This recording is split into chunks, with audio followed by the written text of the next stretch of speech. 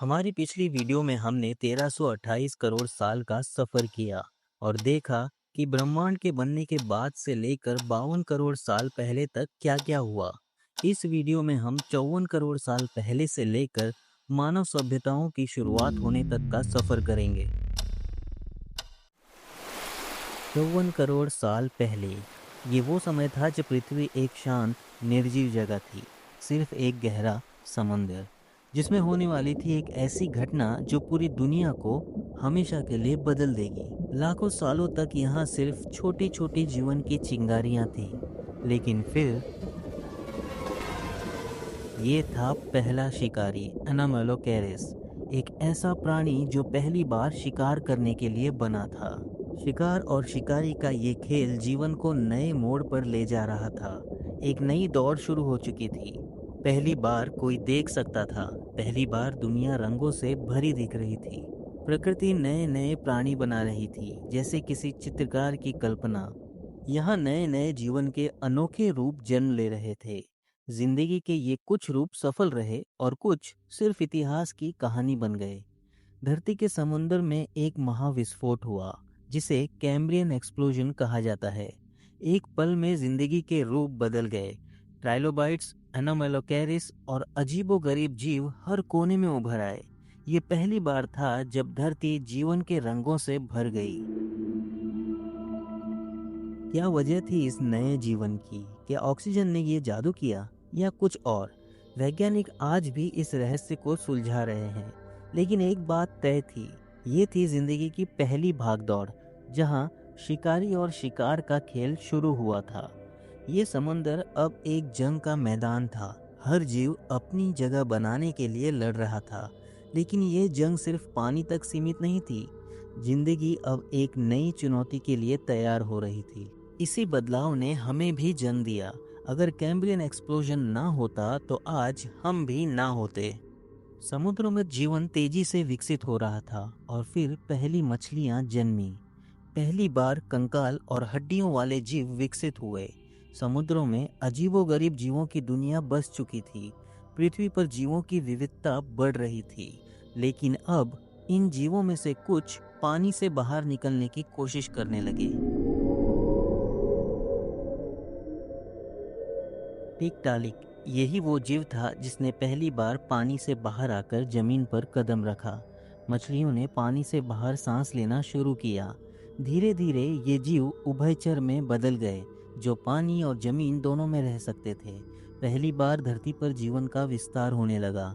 अब पृथ्वी पर जंगल, जीव जंतु और एक नई दुनिया बसने लगी। अब समय के पहिए को उल्टा घुमाइए। आज जो दुनिया हमें दिखती है, Bharat, America, Europe, Africa, Asia, ये सब उस समय अलग अलग नहीं थे, बल्कि ये सब एक दूसरे से जुड़े हुए थे।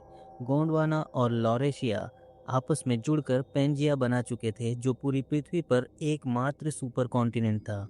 ये पृथ्वी के विशाल महासागर पेंथलासा से घिरा हुआ था। लेकिन सवाल उठता है कि आखिर ये विशाल महाद्वीप बना कैसे? पृथ्वी के नीचे मैग्मा की धाराएं लगातार हिल रही थी। जब ये धाराएं ऊपर की तरफ आई तो धीरे धीरे कुछ महाद्वीप आपस में टकराने लगे। लॉरेशिया और गोंडवाना नामक दो बड़े भूभाग मिलकर पेंजिया का निर्माण कर रहे थे। यह प्रक्रिया लाखों सालों तक चली और अंततः पेंजिया का जन्म हुआ। पेंजिया के केंद्र में एक विशाल रेगिस्तान था। क्योंकि ये समुद्र से बहुत दूर था, वहाँ नमी बहुत कम थी। यहाँ ऊंचे पहाड़, बड़ी नदियाँ और घने जंगल थे।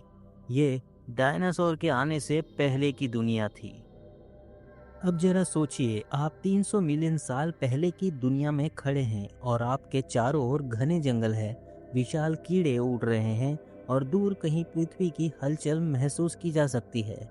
पेंजिया पर विशाल पेड़ और फर्न उग चुके थे, जिनकी ऊंचाई 30-40 मीटर तक थी। पहले विशाल जीव जंतु यहाँ विकसित हो रहे थे, जिनमें प्राचीन सरीसृप और शुरुआती डायनासोर शामिल थे। क्योंकि पूरा महाद्वीप एक था, यहाँ से कई जानवर और पौधे दुनिया के हर हिस्से में आसानी से फैल सकते थे। ये वो दिन था जब पृथ्वी पर मौत का साया छा गया। महासागर जहरीले बन गए, जंगल राख में तब्दील हो गए और जीवन की 90% से अधिक प्रजातियां हमेशा के लिए मिट गई। यह था इतिहास का सबसे विनाशकारी विलुप्तीकरण, पर्मियन एक्सटिंक्शन। साइबेरिया में लगातार 6 लाख साल तक ज्वालामुखी फटते रहे। इससे लाखों टन कार्बन डाइऑक्साइड और सल्फर डाइऑक्साइड वायुमंडल में भर गया।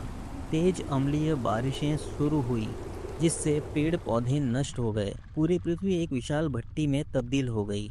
ज्वालामुखी विस्फोटों के कारण समुद्र का तापमान 10 डिग्री सेंटीग्रेड तक बढ़ गया। गहरे पानी में ऑक्सीजन खत्म हो गई, जिससे समुद्री जीवों का दम घुट गया। हाइड्रोजन सल्फाइड गैस समुद्र से निकलकर हवा में फैलने लगी, जिससे आकाश भी जहरीला हो गया। समुद्र में बर्फ के अंदर जमी मीथेन गैस पिघलने लगी। ये कार्बन डाइऑक्साइड से 25 गुना ज्यादा खतरनाक गैस थी।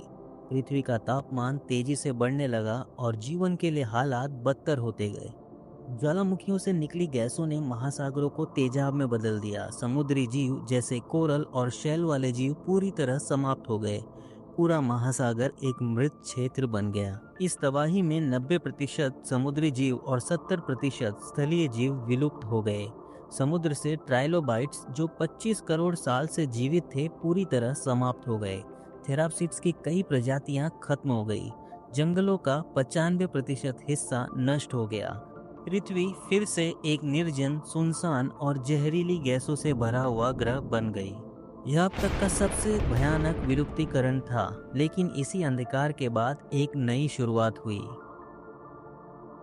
पर्मियन एक्सटिंक्शन के बाद जो जीव बच गए उनमें मुख्य थे लिस्ट्रोसॉरस, एक छोटा थेरप्सिड। साइनोडोंट, ये आधुनिक स्तनधारियों के पूर्वज थे। आर्कोसॉर्स, जिनसे आगे चलकर डायनासोर विकसित हुए।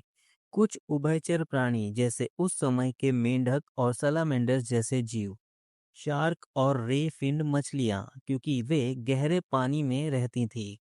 ब्रैकियोपॉड्स और कुछ अन्य समुद्री जीव। और इनके बचने के कई कारण थे, जैसे छोटा आकार। छोटे जीव कम भोजन में भी जीवित रह सकते थे। जो जीव अलग अलग जलवायु में रह सकते थे वे बच गए। लिस्ट्रोसॉरस जैसे जीव जमीन में गड्ढे खोद कर रहते थे, जिससे वे कठिन परिस्थितियों में भी बच गए। जिन जीवों ने नदियों झीलों के पास शरण ली वे बच गए। कुछ जीव कम ऑक्सीजन और गर्म जलवायु में जीने के आदी थे।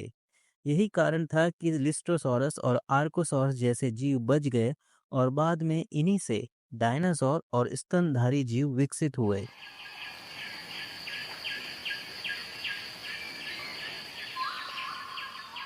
यहाँ से कहानी शुरू होती है पृथ्वी पर राज करने वाले सबसे बड़े जीवों की। एक ऐसा युग जब धरती विशालकाय दैत्यों के पैरों तले कांपती थी और आसमान में उड़ते अजगरों के साए पड़ते थे। लेकिन इस स्वर्ण युग का अंत भी वैसा ही भयानक था जैसा कि इसकी शुरुआत। दुनिया अभी अभी पर्मियन विलुप्ति की तबाही से उभरी थी। यह अब तक का सबसे बड़ा सामूहिक विलुप्तीकरण था। पृथ्वी पर तब एक ही महाद्वीप था, पेंजिया। चारों ओर फैला महासागर पेंथलासा और आकाश में गहरे काले बादल। गर्मी और राख से भरा माहौल। ट्राइसिक युग में डायनासोर्स छोटे और तेज थे, जैसे सिलोफेसिस, 2.5 मीटर लंबा शिकारी। प्लेटियोसोरस, 10 मीटर लंबा शाकाहारी। जुरासिक पीरियड में डायनासोर्स ही धरती के असली मालिक थे। इस युग में पेंजिया सुपर कॉन्टिनेंट टूटकर दो हिस्सों में बट गया, गोंडवाना और लोरेशिया। जलवायु ठंडी हुई, हरियाली बढ़ने लगी, घने जंगल और विस्तृत दलदली क्षेत्र बनने लगे। यह डायनासोर्स के लिए स्वर्ण युग था। जुरासिक पीरियड के कुछ सबसे खतरनाक और विशाल डायनासोर्स थे। टेरानोसोरस रेक्स, जिसे टी रेक्स भी कहा जाता है, जो 12 मीटर लंबा, 8 टन भारी और सबसे खतरनाक शिकारी। ब्रैकियोसोरस, 50 मीटर लंबा, 50 टन भारी और सबसे विशाल शाकाहारी।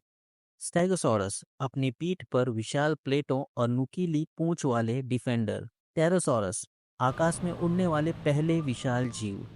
अब पूरी धरती पर डायनासोर्स की हुकूमत थी। जंगलों में उनकी दहाड़ गूंजती थी, लेकिन अंधकार धीरे धीरे बढ़ रहा था। अब धरती पर सबसे बड़े शिकारी डायनासोर्स ही थे। क्रेटेसियस पीरियड के कुछ सबसे खतरनाक और विशाल डायनासोर्स थे। स्पाइनोसॉरस, 18 मीटर लंबा, पानी और जमीन दोनों में शिकार करने वाला विशाल शिकारी। ट्राइसेराटॉप्स, 3 सींगों वाला विशाल शाकाहारी। वेलोसिरेप्टर, छोटा लेकिन बेहद तेज और खतरनाक शिकारी। अब गोंडवाना और लोरेशिया भी टूटने लगे। अटलांटिक महासागर बनने लगा, जिससे यूरोप अमेरिका अलग हो गए। इस समय डायनासोर्स का राज अपने चरम पर था। दक्षिण अमेरिका और अफ्रीका अलग हो गए। भारत, जो पहले अफ्रीका के पास था, अब एशिया की ओर बढ़ने लगा था। अंटार्कटिका और ऑस्ट्रेलिया भी अलग हो गए। नए महासागर और पहाड़ उभर रहे थे। वातावरण में ऑक्सीजन की मात्रा बढ़ रही थी, जिससे कुछ डायनासोर्स और भी बड़े हो गए। एक 10 किलोमीटर चौड़ा उल्कापिंड पृथ्वी से टकराया। यह मैक्सिको के युकाटन प्रायद्वीप में गिरा, जहां चिक्सुलुप क्रेटर बना। टकराने के तुरंत बाद 10,000 करोड़ परमाणु बमों जितनी ऊर्जा निकली।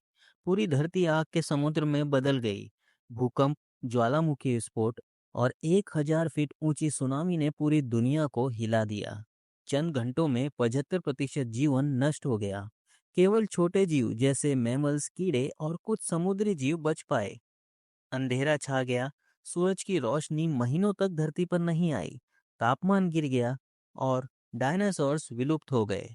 इसी के साथ पृथ्वी पर एक नए युग की शुरुआत हुई। अब आगे आने वाले समय में धरती पर राज करने वाले थे मनुष्य। डायनासोर्स का अंत उनकी सबसे बड़ी कमजोरी की वजह से हुआ। वे विशाल थे, लेकिन हालात के मुताबिक खुद को बदल नहीं पाए। जबकि छोटे जीव जैसे हमारे पूर्वज स्तनधारी जीव अंधेरे में छुपकर जिंदा रहे। डायनासोर्स ने लगभग 16 से 18 करोड़ सालों तक पृथ्वी पर राज किया, लेकिन जब लगने लगा कि वे अमर हैं, तब कुदरत ने उन्हें मिटा दिया। पर उनकी कहानी खत्म नहीं हुई। आज भी हम कई जीवों में डायनासोर्स की झलक देख सकते हैं। डायनासोर्स के अंत के बाद अब धरती पर स्तनधारी जीवों का राज शुरू हो चुका था। सबसे पहले छोटे छोटे जानवर विकसित हुए, फिर धीरे धीरे कुछ जीव पेड़ों पर चढ़ने लगे, फल खाने लगे और उनकी उंगलियां विकसित होने लगी, यानी बंदरों की शुरुआत हो चुकी थी। पहले प्राइमेट्स यानी बंदरों के पूर्वज बने। ये जीव बहुत तेजी से विकसित हो रहे थे। लेकिन अब एक बहुत बड़ा बदलाव होने वाला था, क्योंकि अब बंदरों से इंसानों का सफर शुरू होने वाला था। इसी समय भारत, जो पहले एक अलग टुकड़ा था, एशिया से टकराया और हिमालय का जन्म हुआ। ये टक्कर इतनी जबरदस्त थी कि आज भी हिमालय की ऊंचाई हर साल कुछ मिलीमीटर बढ़ रही है। भारत एशिया से जुड़ गया और हिमालय पर्वत बन गया। धरती का नक्शा अब आज के जैसा लगने लगा। अब इंसानों के विकास के लिए सही वातावरण तैयार हो चुका था और पृथ्वी एक नए युग के लिए तैयार थी।